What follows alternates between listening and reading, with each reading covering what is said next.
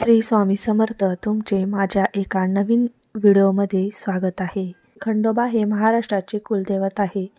त्याची उपासना जास्त केली जाते. खंडोबाचे नवरात्र हे मार्गशीर्ष शुद्ध प्रतिपदा ते मार्गशीर्ष शुद्ध षष्ठी असे 6 दिवस साजरे केले जाते.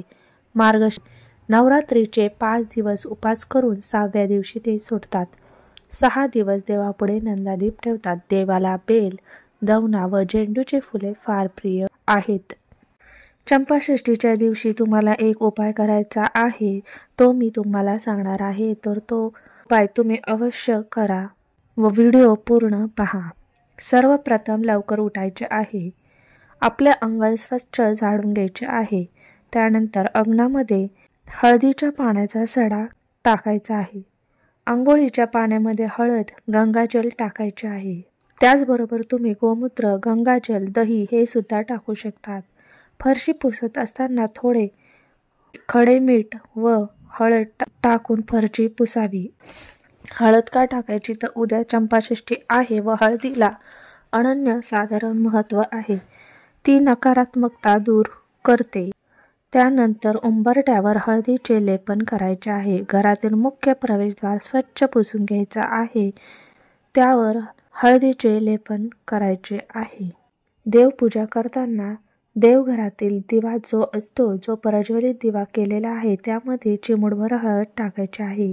तुमच्या घरामध्ये घट बसलेला असो किंवा नसो, ही सेवा करायची आहे. कुलदेवतांची सेवा रोज केली पाहिजे, पण आपल्याला कामानिमित्त जमत नसेल तर आज म्हणजे उद्या चंपाषष्ठीला नक्की करावी. याने अडचणी कमी होतात. चंपाषष्ठीला खंडेरायांना आवडतं नैवेद्य म्हणजे वांग्याचं भरीत आणि भाकरी दाखवली जाते. त्याचबरोबर खंडेरायांचं वाहन कुत्रा आहे. कुत्र्याला देखील हाच नैवेद्य दाखवायचा आहे. काळ्या रंगाचे वस्त्र परिधान करायचे नाही. या दिवशी दिवसभर घरामध्ये मल्हारी सप्तशतीचा पाठ, श्रवण किंवा पठण करायचं आहे. हे जमले नाही तर निदान खंडेरायाच्या मंत्राचा जप करायचा आहे.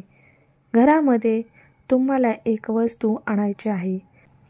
हे एक फळ आहे. ते देवाला अतिशय प्रिय आहे. ते फळ म्हणजे धोत्र्याचं फळ. हे फळ एखाद्या फुलांच्या दुकानात किंवा झाडाला मिळेल. धोत्र्याचं फूल महादेवांना खूप प्रिय आहे. ते फळ घरी घेऊन यायचं आहे. देवासमोर आसन घ्यायचं आहे. एका तांब्यामध्ये ते फळ ठेवायचं आहे. त्यासाठी पाणी व दूध घेऊन त्या फुलावर 11 वेळा अभिषेक करायचा आहे. हे फळ स्वच्छ धुवून घ्यायचं आहे. एका प्लेटमध्ये ठेवावे. देवाकडे करावे आणि हळद व पाणी यांचं मिश्रण करून एका चमच्याने त्या फळाला हे मिश्रण लावायचं आहे. हे मिश्रण लावत असताना येळकोट येळकोट जय मल्हार या मंत्राचा 108 वेळा जप करायचा आहे. हे फळ खंडेरायांच्या टाकासमोर ठेवायचं आहे. जर खंडेरायांचं टाक नसेल तर महादेवाच्या पिंडीसमोर ठेवायचं आहे. दिवसभर हे फळ राहून द्यायचं. संध्याकाळी एका मंदिरात हे फळ घेऊन जायचं आहे व जाताना पाण्याने भरलेला कलश सोबत न्यायचा आहे.